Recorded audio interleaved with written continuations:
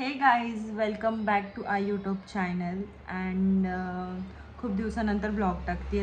तर हा ब्लॉग असणार आहे माझ्या दादाचं लग्न. मी सगळ्यांना दादाच बोलते लहानपणापासून.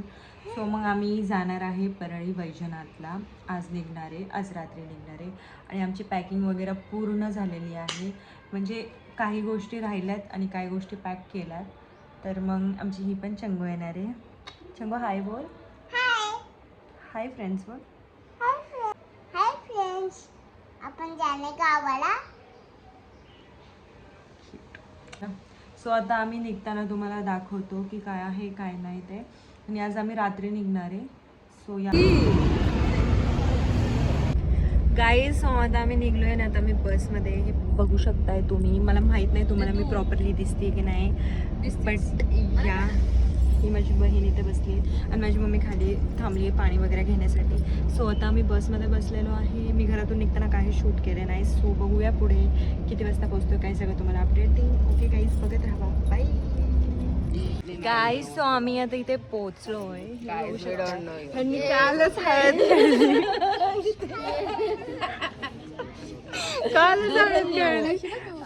आणि इथं आता बांगड्या भरतायत इथं. आणि आता आम्ही वाट बघतोय ब्रश करायची आणि आंघोळ करायचं आहे आम्हाला. आता उगाच हळद आहे आणि उद्या लग्न आहे. सो या बघूया. सो आता आम्ही बांगड्या भरतोय. बांगड्या भरायचं चालू आहे हे बघा. आणि मी इथं लिहित बसले नाव. ब्रेसलेट आहे तो. आणि आम्ही येतानाच बांगड्या भरल्या होत्या कारण आम्हाला वाटलं बांगड्या नाही भरणार इथे. जाऊ ना, बांगड्या भरतात का तुला अजून? ते बाहेर चालले गावात, त्यांना बोलवायचं बघा.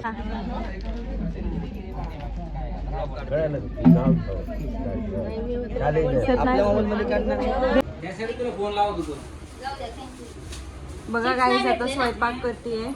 तिचा उपवास आहे आज, सो त्यामुळे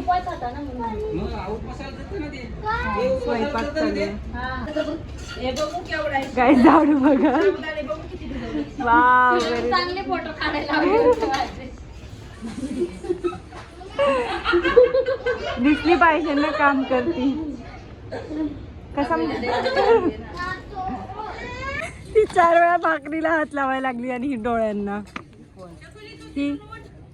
आणि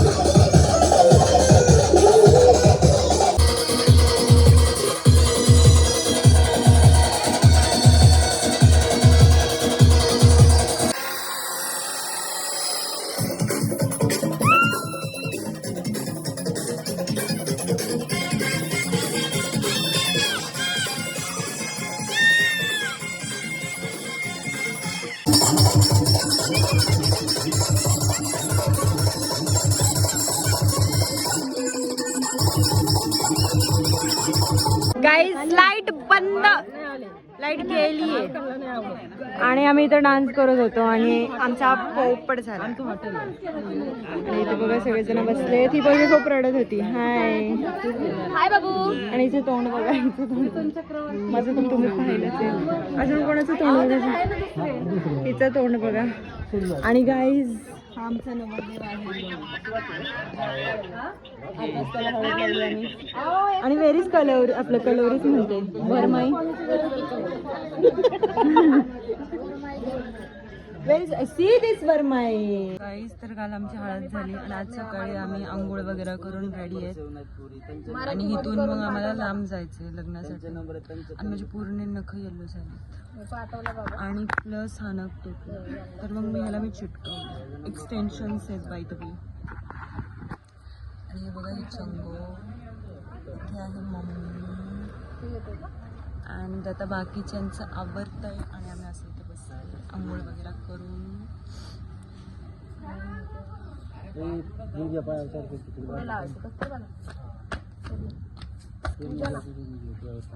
बघू पुढे काय होतं.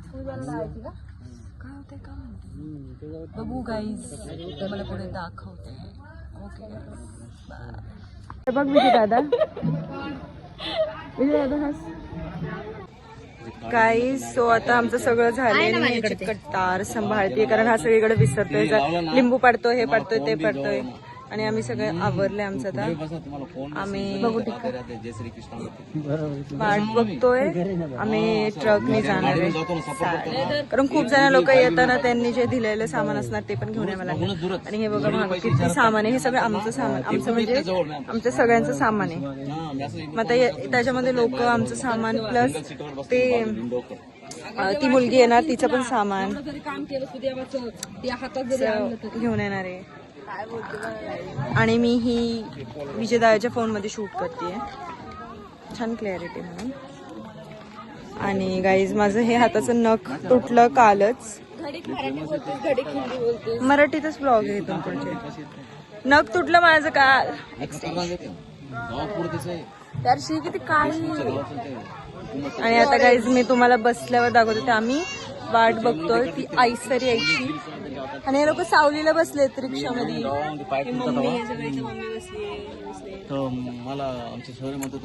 आणि नवरदेव कुठे माहित नाही. नवरदेवचा फोन आणि हे माझ्याकडे. ओके गाईज भेटूया नंतर. बाय. त्यांना काय माहिती मी गाईज आम्ही बघा कुठे बसले. आम्ही टेम्पो मध्ये बसले आणि टेम्पो मध्ये बसून आम्ही चाललोय लग्नाला. काय म्हणणं आहे तुझं? जर्नी छान आहे.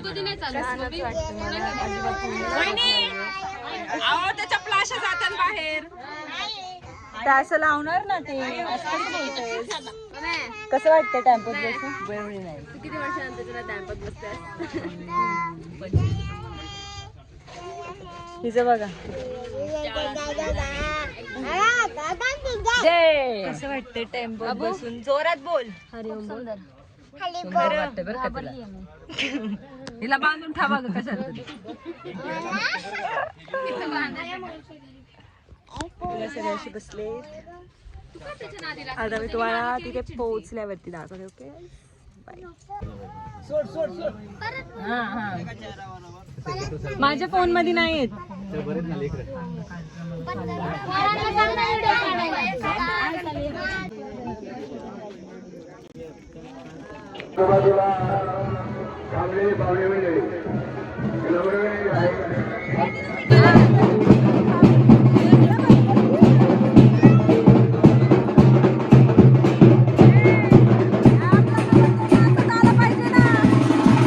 हे बघा हे पोरीकडचे लोक हे आले विजयदाचं बूट ढापायला आणि कटार हे.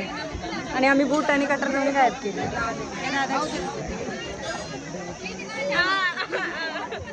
आणि आता हे लोक आधीपासून प्लॅनिंग करतात त्यांच्या कलवऱ्या. पण मग आम्हाला तेव्हाच कळलं की हे लोक बूट ढापणार आहेत. तर मग आम्ही मेन कलवरी मी पण माझं तर काहीच नाहीये मध्ये. आम्ही लपवलं. त्यांना म्हणा बोट तर नाही भेटायला. काय धोंडा म्हणा हात धोंडा म्हणा. हे लोक बूट शोधतायत आणि आम्ही कटर बूट दोन्ही पण लपून ठेवले. आणि ह्या त्या कलवऱ्या आहेत त्यांच्या पोरीकडच्या शोधतायत. मला अशी म्हणते व्हॉट इज दिस. तर मी रिचेक करायला असं पाहिलं आणि बरं पाहिलं की कोण आहे म्हणून. काय तुझ्याकडे आहे ना? तुझ्याकडे आहे.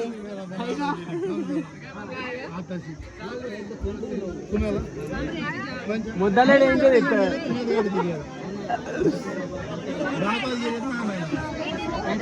काही तिथं लग्न झालंय आता. आणि माझी लहानपणीची बहीण आहे आणि गावाला असते. खूप आम्ही 10 वर्षानंतर भेटलो एकमेकीला ना. तू ब्लॉग बनवते. बघू गाईस ते लोक घ्यायला आले तर मी तुम्हाला परत दाखवते. बघा काळं पोरग गाईस शोधतायत बुट. बुट शोधताय. तुम्हाला जर बूट भेटला ना तिथून पुढे बुट सोडा बुट सोडा बुट सोडा बुट सोडा बुटच घालून फिरतो मग थोडं मागच्या साईडला आम्हाला जरा फोटो पैसे पण बूट पण चल हा पैसे पण बूट सापडायचा पैसे पण बूट पण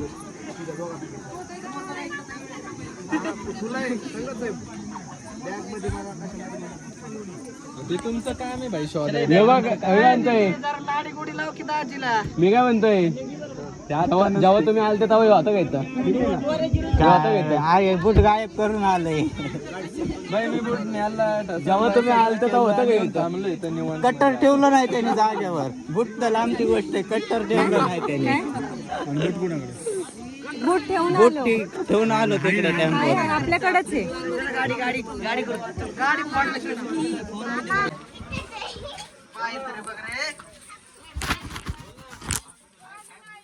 शोधा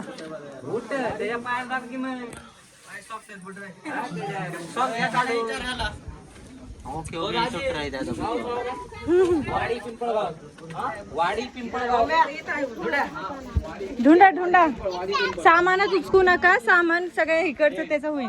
ऐक ना गावाचं नाव काय वाडी पिंपळगाव हा फक्त शोधा पण सामान उचकापाचं करू नका कोणाचं.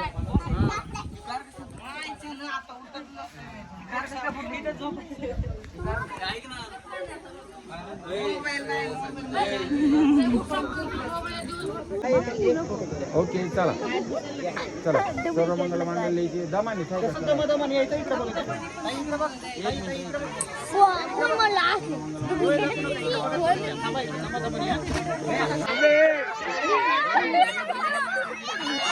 गाईज मला एडिट करताना आठवलं की इथे जे ओढाओढी चालू होती ती ह्या रिझनमुळे चालू होती की जे नवरीकडचा म्हणजे अशी प्रथा असते की नवरीचा भाऊ त्याच्या दाजीचे कान ओढतो तर त्यांनी त्याचे कान पिळतात त्यांनी त्याचे कान पिळले आणि त्यांनी पैसे मागितले आणि पैसे किती मागितले असतील 5,000 रुपये त्यांनी मागितले आणि दादा बोलला की मी इतके नाही देऊ शकत. त्यांनी 201 रुपये दिले पण ते लोक ते 201 रुपये घ्यायला रेडीच नव्हते. सो मग ते लोक बोलले आम्ही ह्याला उठूनच देणार नाही आणि तर त्याचं सकाळपासून उपवास होता त्याला उठायचं होतं तर त्यांनी उठूनच दिलं नाही त्याला. सो मग ते नवरीकडचे ओढत होते आणि हे म्हणजे आम्ही नवऱ्याकडचे साईडचे त्याचे मामा वगैरे ओढत होते. असा इथे सीन झाला.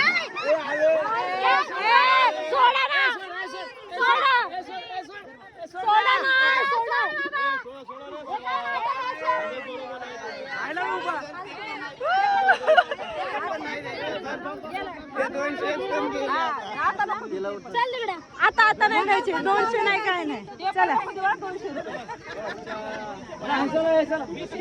मानाने पण खाता येत नाही. पैसे मागत होते काहीच काल पैसे आम्ही दिलेच नाही. जेवण केलं त्यांचं बघून मस्त करायला